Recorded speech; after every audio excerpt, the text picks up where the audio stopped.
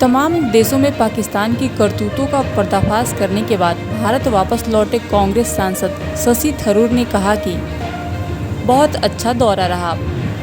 वापस लौटने के बाद प्रधानमंत्री मोदी से मुलाकात की बात पर उन्होंने कहा कि यह एक अनौपचारिक मुलाकात होगी। हम बहुत खुश हैं कि पीएम हमसे मिलना चाहते हैं। मीडिया से बातचीत में उन्होंने आगे क्या कुछ कहा, सुनिए। अच्छा रहा मेरे ख्याल में इस ट्रिप में।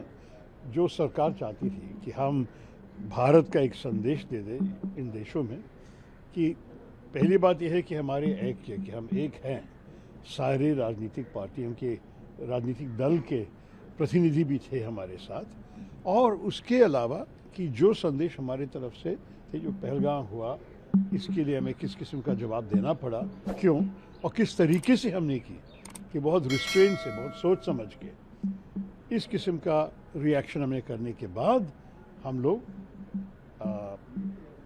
दुनिया का अंडरस्टैंडिंग मांगा कि दुनिया समझ ले कि हमने ये क्यों किया, कैसे किया।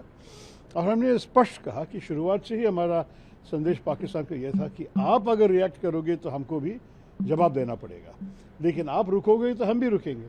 और जब उन्होंने रुका तो उसी वक्त भारत भी रुका। तो मेरे ख्याल में ये संदेश लोग समझे कि हम नहीं चाहते थे कि युद्ध पे चले जाएं।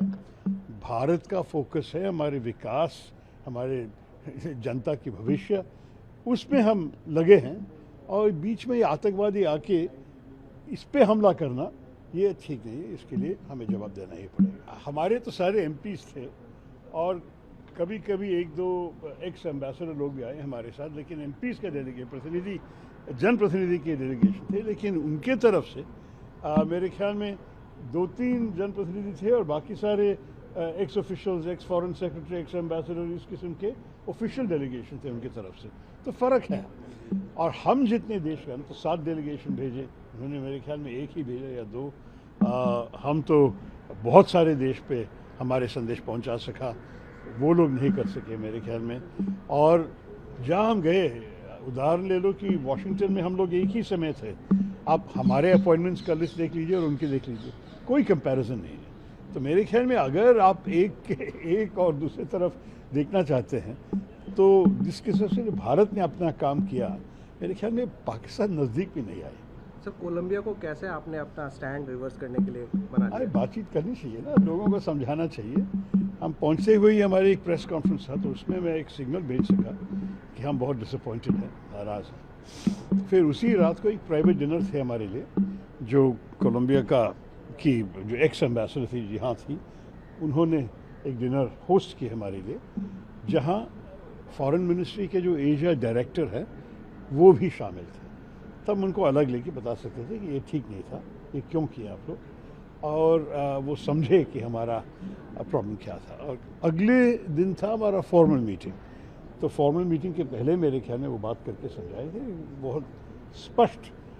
मेरे जो ओपनिंग स्पीच थे, मतलब जो भाषण भी नहीं कहेंगे, जो ओपनिंग बातचीत थी इनके साथ, तुरंत जवाब में कहा कि हम इसको विड्रॉ कर रहे हैं।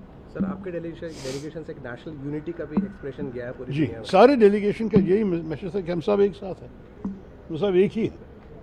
सर, आज शाम को पीएम के साथ मीटिंग है, क्या मीटिंग नहीं कहेंगे, मेरे ख्याल में पीएम हमें स्वीकार करना चाहते थे। और जैसे मंत्री जी ने मुझे बताया कि एक हाई टी होगा, एक कैजुअल चैटिंग, फॉर्मल मीटिंग नहीं है। लेकिन जाने के बाद ही पता चलेगा। लेकिन हम बहुत खुश हैं कि प्रधानमंत्री हमें मिलना चाहते थे।